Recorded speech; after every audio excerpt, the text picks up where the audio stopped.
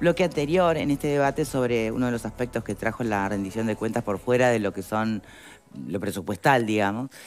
El tema del aumento de penas para homicidios intencionales, el tema del aumento de penas para homicidios que posteriormente, además, terminaran en desmembramientos, algo muy propio de la guerra narcotráfico que estamos viviendo, además del tema de las audiencias desde las cárceles. También otro punto de polémica surge a partir de si incluirlo en esta rendición tiene sentido o no tiene sentido. Yo diría dejar ese punto por fuera porque en definitiva lo más importante en este punto es analizar la repercusión que ha tenido el tema de los aumentos ya en algunas voces, academia, penalistas. ¿Por qué, y esto lo plantean algunos penalistas, advierten que de darse este aumento de penas de mínimos y máximas para el homicidio intencional, se podrían lograr menos condenas, porque de alguna manera se trancaría la posibilidad del proceso abreviado? ¿Por qué, abogado? Como bien lo dijiste recién, el artículo 272 del Código del Proceso Penal, que prevé el proceso abreviado, te dice que si la pena mínima de ese delito no es superior a los 4 años, no se podría pactar un proceso abreviado. ¿Por qué va a complejizar? Porque como hablábamos recién fuera de cámara, hoy al no poderse hacer el juicio abreviado, irían a juicio oral. Bien. Pero dígame una cosa, ¿cuántos homicidios lograron condena mediante juicio abreviado? Homicidios, ¿eh? Muchos. ¿Cuántos? ¿Qué porcentaje? Bueno, no tengo la cifra, pero sí, realmente muchos, porque es muy complejo y capaz que esta es una pregunta más para los fiscales, pero te diría que es muy complejo para poniéndose del lado de ellos que lleven todas las evidencias para un juicio y lograr que un testigo que presenció un homicidio o que tiene un elemento para declarar en un homicidio pueda ir a un juicio oral y pueda ser un testigo fiel de lo que pasó. Entonces, muchas veces ante la ausencia de esa evidencia y ante la ausencia de poner en riesgo lo que puede ser la suerte de una condena en un juicio oral, muchas veces terminan celebrando acuerdos abreviados con el victimario a sabiendas de que fue, pero con la dificultad enorme de que no lo van a poder probar después en un juicio. Bien, yo le planteo, sí. No se implementa este aumento de penas, pero se empieza a, de alguna manera, se impone como una instrucción de Fiscalía General, como han impuesto otras en el pasado, que la justicia, que los fiscales estén pidiendo la máxima por homicidio. Proceso abreviado mediante, ¿no? ¿Va a confesar el victimario? ¿Va a someterse, a aportar y a confesar para que el juicio abreviado prospere? No, ahí no creo, pero incluso no desvirtuaría lo que es el proceso abreviado, porque ahí el proceso abreviado uno lo suscribe para que se te reduzca hasta en 1/3 lo que es la pena definitiva. Entonces creo que ahí se da un poco, es una contradicción ese planteamiento porque nadie lo haría. Sí, pero entonces, de nuevo, estamos legislando demasiado benévolamente para el homicidio. No, yo creo que no es esa la lectura. Estás dando el changüí de que tenga menos cárcel, que sea proceso abreviado y tenga menos cárcel. Yo creo, porque muchas veces la gente... ahora uno se pone a leer un minuto de red social, mira, el abogado porque le conviene que estén todos libres para que entren y salgan. Muchas veces el abogado es defensor de la víctima y de quien presenta la denuncia en este nuevo sistema. Claro, pero quienes se están oponiendo son los penalistas que por lo general defienden a los acusados, ¿no? Muchas veces me toca a mí decirle, no, eso no es así. Muchas veces también defendemos a las víctimas. Muchas veces a mí me toca decir, en una situación delicada, no tenemos los elementos para probar que esta persona mató a tu hijo, mató a tu mujer, mató a tu hermano, lo que fuere, y la Fiscalía está ofreciendo este acuerdo. Y capaz que no se da esa sensación de que, bueno, la vida vale tanto, estamos negociando, pero si no se negocia de esa manera, muchas veces ese delito puede quedar impune. Y eso es lo que la gente también tiene que entender. Ante la ausencia de evidencias y ante la dificultad que puede ser en un juicio probar, muchas veces puede ser mejor una condena que quede el gusto amargo de que no fue una condena que satisface a todos, a la sensación de impunidad. Creo que a mí si me darías a elegir... Planteado de esa manera, sin duda, creo que no cabe otra lectura, mejor algo que nada. La pregunta es, en los hechos y en la práctica, algo que ahora no se menciona más, pero que siempre supimos que estaba allí, el proceso abreviado terminaba siendo una suerte de ayuda a la justicia general, pero por falta de recursos y presupuesto, por falta de poder investigar, por falta de poder ir a fondo. Entonces, no ponerlo como si fuese un dogma académico del beneficio del juicio abreviado es muy deshonesto. Yo no digo que sea la panacea, pero digo que en este tipo de delitos particulares soluciona mucho y sacarlo, quitar este instituto para este caso puntual, para el homicidio, creo que dejaría mucho más impunidad que lo que tiene hoy en día. Estoy convencido de lo que digo y converso mucho con fiscales, tengo muchos fiscales amigos y me han dicho cuando uno presenta la denuncia, sé perfectamente que fue fulanito, pero no lo puedo probar. Entonces, del saber a que fue a poder probar, hay Pero un es que abismo. si yo soy fulanito y no hay prueba en mi contra, tampoco voy a confesar. O sea, no termino de entender la lógica. Sí lo entiendo para delitos de otra naturaleza. Pero para el homicidio, Y yo creo que ¿qué me voy a correr un confesar riesgo culpable de- si no tenés prueba? Y correr el riesgo de que una sentencia de condena sea de 18 o 20 años, correr el riesgo de un juicio oral, Sí. a la posibilidad de hacer un acuerdo abreviado por 4 o 5 años, el que sabe que mató, yo creo que lo termina aceptando. Bien, ¿qué ¿No habría opinan? que modificar lo del proceso abreviado que sea? Porque es 4 años, y es más de 4 años, Si la mínima... Si la es de mínima, 4, sí, no hay se puede proceso hacer. abreviado. Exactamente. ¿No habría que modificar eso en Y lugar quizás, de...? y quizás sí, quizás sí. Quizás sí. Porque al tener una mínima tan baja, obviamente complica esta posibilidad y se presta para que en muchos casos haya impunidad, es la verdad. Sí, Sí. o que se den penas muy cortas para delitos También, de sangre, digo. al revés también. Bueno, pero volvemos sí, al sí. mismo escenario. Volvemos al mismo escenario de riesgo de no lograr condenas. Subí la mínima, dejás por fuera el proceso. No, pero por eso, cambiar el tema de que la mínima de 4 años para el proceso abreviado, sacar eso, subirla a 6 o a 8, no sé, que hasta esa condena mínima sirva para hacer proceso abreviado. Y una vez que se da esa potestad a los fiscales para que puedan hacer un acuerdo abreviado, después es bastante arbitrario decir 2, 3, 4, 5, 6. Yo creo que habría que dar una potestad para que en los delitos el fiscal pueda ver si hace un acuerdo abreviado y capaz que hasta hacerla de forma genérica. No sé si esto lo estoy diciendo un poco sin meditarlo demasiado, pero ¿por qué 4, por qué 5, por qué 6 y no 10? No sé, una vez que se da esa potestad siguiendo de determinados parámetros y cumpliendo con las garantías, yo no sé si no habría que darle potestad al fiscal para que celebre un proceso abreviado en cualquier tipo de delito. Estaría bueno hasta debatirlo y cuestionarlo. Yo creo que lo que queda demostrado en este debate es que todas estas cuestiones después derivan de esa legislación, que nos guste más o nos guste menos, entró ahora por la rendición de cuentas y no sé si se tomó en cuenta ese asunto. Me parece que esa es la clave, ¿no? Todo este efecto que después, esto que en la letra puede parecer razonable, genera en la realidad. ¿Alguien lo evaluó? Porque estamos acostumbrados a que estas cosas después, ¿no? Cambiando la rueda con el auto en movimiento, pasó esto, pasó lo otro, tenía un efecto pero resultó tener otro. Capaz que el debate de la rendición de cuentas se da. No sé si es el ámbito, por eso insistimos con ese punto, para poder tener en cuenta la opinión de todas las voces, incluida Fiscalía, que entre otras cosas está reclamando, que eso sí, tiene que ver con la rendición de cuentas, más recursos, ¿no? Ni que hablar, creo que, bueno, ahora Nobleza Obliga y que como operador del sistema lo estamos reclamando y ahí hago parte. Hay asignación de recursos, hay creación de nuevas fiscalías y por suerte también hay asignación de recursos para defensorías de oficio que lo están pidiendo a gritos los colegas y bueno, y por suerte por lo que estuve leyendo se va a asignar porque la defensoría de oficio es una parte vital de nuestro sistema de justicia.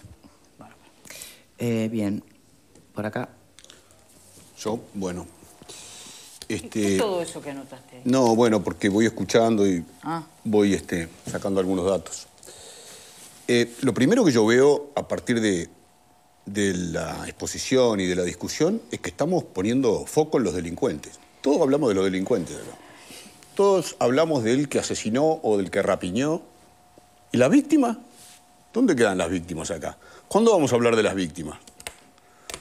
No hay ninguna evidencia, más allá de la opinión de la academia, que es una opinión, no hay evidencia de que el aumento de penas no sirva para combatir el delito. No hay ninguna evidencia. Por más que lo repitan 1 y 1000 veces, sigue siendo una opinión. No hay evidencia ninguna. La academia puede decir... ¿En ningún lado, Fernando? La academia puede decir lo que quiera. Porque dicen de experiencia internacional. La academia... Me llama la atención. La academia, ¿qué es eso? Todo eso, acá repetimos como loro, todo repetimos. No, el agravamiento de las penas. No hay evidencia. O sea, vamos a sacar opiniones. Vamos a los datos. Si es tan claro eso. Si no hay evidencia, ¿cómo vamos los datos? No hay evidencia. No hay evidencia y en todos los países, que son los datos que te di antes, en todos los países las penas son más altas que acá. En todos. ¿Y cómo le fue? Y nosotros tenemos un récord de homicidios hoy.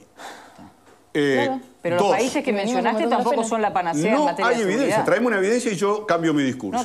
Vos trajiste la evidencia y hablaste de lo que pasa en otros países. Sí, yo te pregunto, a esos países que incrementaron sus penas, ¿cómo le fue en materia de seguridad? Mucho mejor que a nosotros en la mayoría. Pero vinculado a ese aumento de penas, mucho mejor que nosotros en la mayoría. ¿Eso se pudo medir? Pero a ver, ¿no hay una cuestión de sentido común? Si vos vas a hacer algo mal, ¿no te cambia que te den muchos más años a que te den menos? No andas con el código en la mano. ¿Puedo terminar? Hoy en día, para los homicidios intencionales, no hay capacidad, no hay posibilidad de juicio abreviado. No hay. Y para los homicidios simples, hay juicio abreviado y le pueden dar la mínima. Cosa que también es bastante injusta, ¿no? Pero esta modificación va para los juicios... Y te dan la mínima. No pasa, esta modificación no pasa por el homicidio simple. Es para el homicidio especialmente agravado. Al aumentar la pena, elimina la posibilidad también. Para el homicidio intencional, la ley 19.645 de 2018 ya modificó la mínima, de 20 meses a 2 años. ¿De qué nos asombramos ahora? Ya la aumentó. La aumentó el gobierno durante los 3 lustros. ¿Y sirvió para algo? La aumentó el gobierno que durante 3 lustros fue el que más aumentó, por más que digan lo que digan, fue el que más aumentó penas en todos los delitos. Exacto. Incluso hasta usó la rendición de cuentas. En 2017 aumentó las penas para delitos de defraudación tributaria a través de la rendición de cuentas. Es decir, vamos a jugar en serio. Ahí tenés la evidencia que Y le voy a contestar a Alfredo y a Verónica, Alfredo que suspicazmente desliza que a partir de la interpelación se le ocurre esto al gobierno. Yo eso no lo dije. Y a Verónica que dice, quiero ver el plan. Bueno, acá está el plan. Si a alguien se le ocurre que esto nace después de la interpelación, está... Porque la rendición de cuentas se empezó a preparar muchísimo antes. Pero esto no se les ocurrió ahora. Que se lo metieron, ¿viste? No se les ocurrió hace 3 días. Gallos y medianoche. Es la rendición de cuentas. Entre gallos y medianoche. Es la rendición de cuentas, Alfredito. Es la rendición de cuentas. Ahora, la evidencia, lo mejor de la evidencia es lo que acabas de decir. Podés ser todo lo perspicaz que quieras. Vos, la evidencia que buscabas la acabas de dar vos. Sí. Gracias, Fernando. Se subieron las penas y seguimos con récord de homicidio. Mirá qué evidencia tenés. Entonces las bajamos. Subió la pena y más homicidio. Entonces evidentemente no sirve. Entonces las bajamos. No, pero vos me estás diciendo que no hay evidencia. Y la acabas de dar.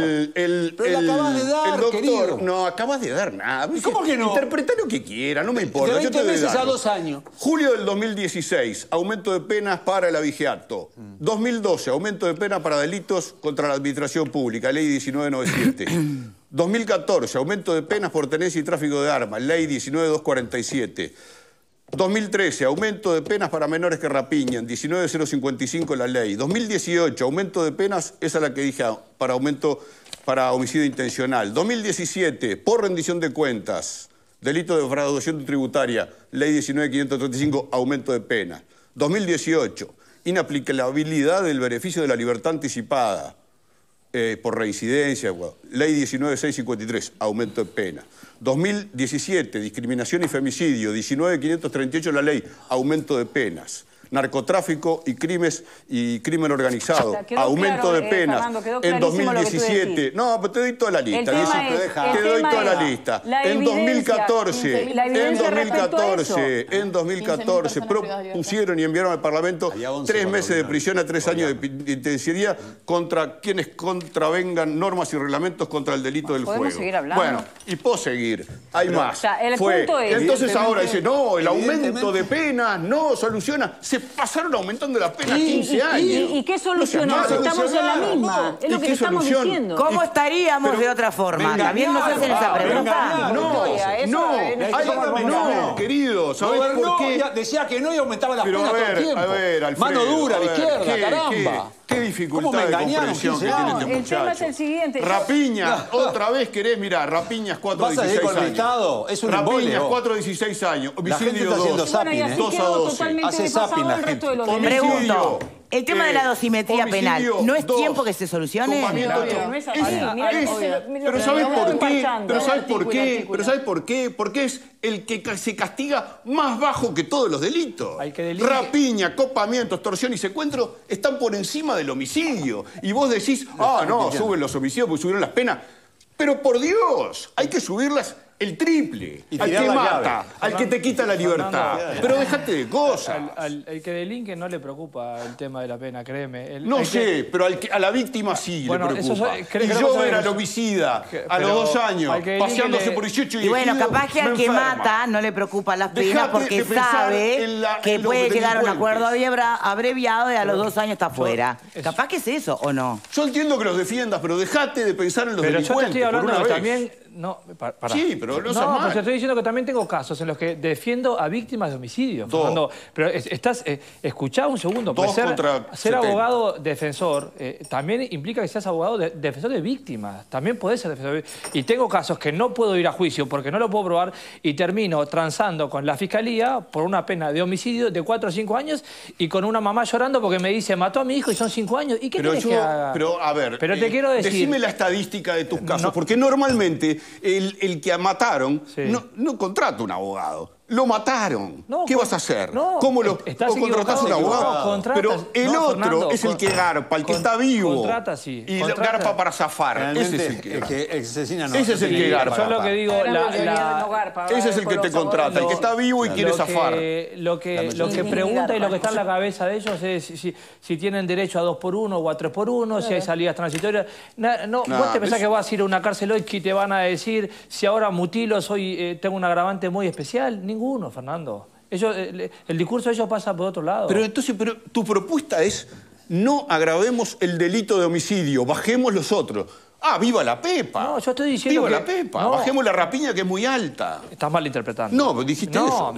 Yo lo que te quiero decir, no precisas agravarlo porque vos tenés hoy mínimas y máximas. El juez puede pensar en otra cosa.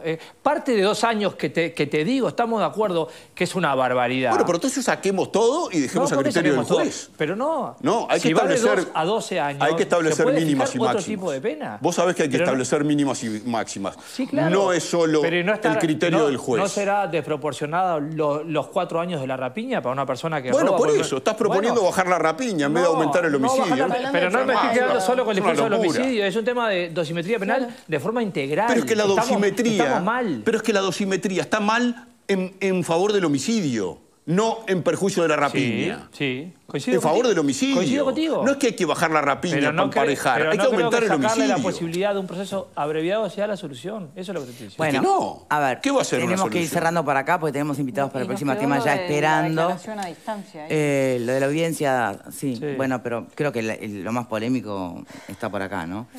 De todas maneras, bueno, vamos a ver cómo sigue esta historia y me gustaría una reflexión final de nuestro invitado. Si no es por ahí, ¿por dónde sería?